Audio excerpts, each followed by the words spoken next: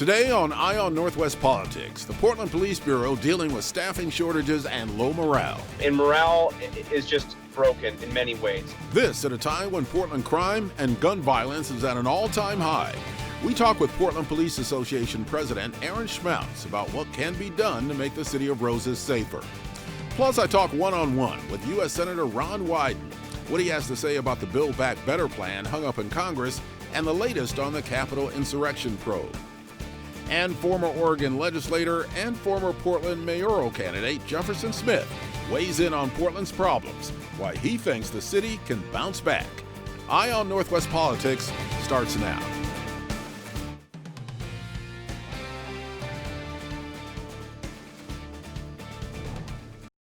Thanks for joining us. This is Eye on Northwest Politics. I'm Ken BODDIE. As chair of the Senate Finance Committee, Oregon Senior Senator Ron Wyden wields a lot of influence in Washington, D.C. He's held his Senate seat since 1996 after serving 15 years in the U.S. House of Representatives. He is the dean of Oregon's congressional delegation. Senator Wyden, thanks for joining me on Eye on Northwest Politics. Thanks for having me back, Ken.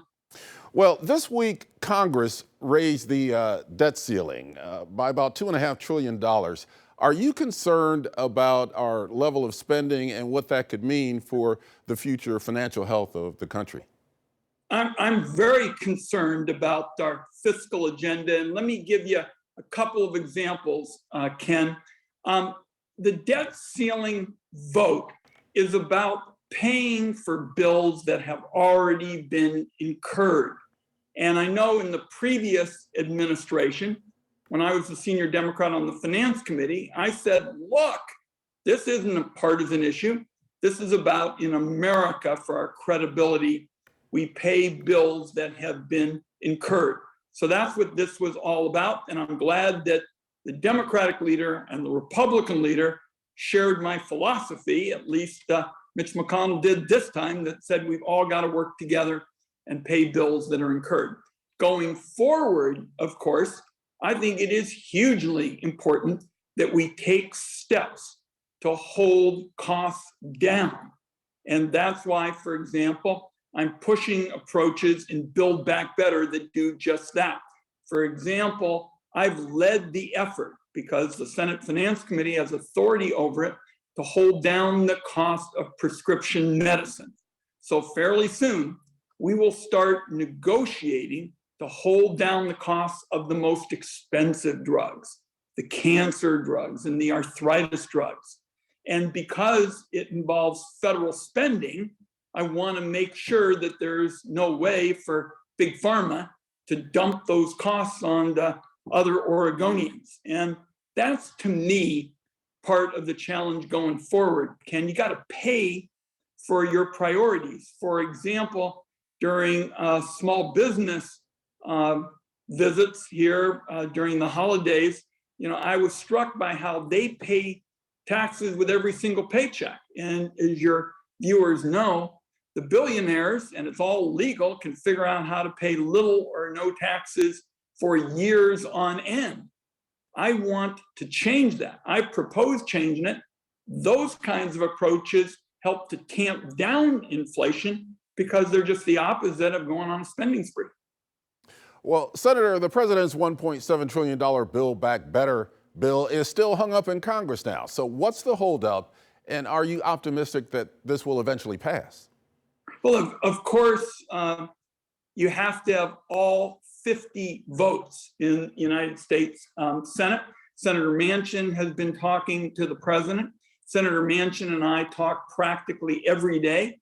I'm convinced that Senator Manchin can support my approach with respect to energy. What I did was essentially build it around a philosophy that he likes, and so do a lot of progressives. What we proposed was to get out of the business of picking winners and losers. Let's have tech neutrality, and let's make sure that the more you reduce carbon emissions, the more your tax savings. And I think that's the kind of approach Senator Manchin, and he certainly hasn't registered any concerns about that kind of philosophy, can be for. We're going to continue the negotiations. I'm determined to get this done as quickly as possible. What else is in the bill that you like, and what else would you like to see in this bill? Well, I can tell you two parts that I care deeply about: childcare. Ken, I had last time I was home, a woman come up to me at Fred Meyer and said, "Ron, I'm all for the roads and the bridges and the transportation systems, but you know, Ron, I'm not going to be able to get to the bridge unless I have some childcare." And you won't hear Democrats use this word all the time, but I'm a supply sider on childcare. We just need more childcare facilities. We've got too many Oregonians waiting in line to get childcare services. It relates to productivity. Under this proposal, we'll be in a position to get more childcare facilities in Oregon. Also, it takes significant steps in the housing area where we have a tremendous crunch. There are some additional provisions for what's called LIHTC, low-income housing tax credits. This is something that residents like, developers think has less red tape and bureaucracy, and also housing choice vouchers, where people would have a choice of being able to obtain shelter in a way that's cost-effective. With both the Build Back Better plan and the infrastructure bill that did pass, how will Oregonians benefit the most, do you think? Well, a couple of areas. First, there are major provisions with respect to wildfires. You know, these fires, Ken, are not your grandfather's fires. They're bigger, they're hotter, they're more powerful. And we've got provisions to be in a position to go in there and clean out that dead and dying material is just a magnet for fire. Also, it includes my power resiliency measure, because when we've had all these fires and then the storms, we lose our power lines. I've promoted a public-private partnership. Our private utilities are going to be in a position to put some of these lines underground, both with respect to fire and power. I think those are two big pluses for the whole state. Senator, just a couple more minutes here. The probe into the January 6th Capitol riot is well underway now. So realistically, what do you think can come out of this, and why is this important almost a year later? The reason it's so important, Ken, is, and I will always have this memory sort of etched in my head, is that as the domestic terrorists, and that's what they are, Ken, domestic terrorists, they wanted to use violence to secure an agenda, to postpone the election certification process. When they were banging on those doors, I thought to myself, what's going on here in our capital, our wonderful capital, is the kind of thing you hear about around the world. It doesn't happen in the United States.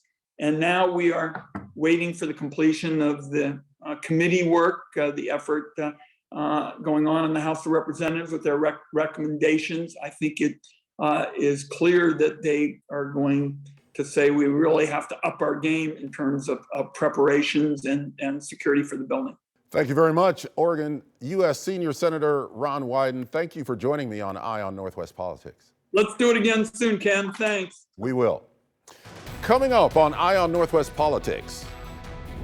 You know, we got to find solutions to these problems, and the morale really is just, it's becoming crushing.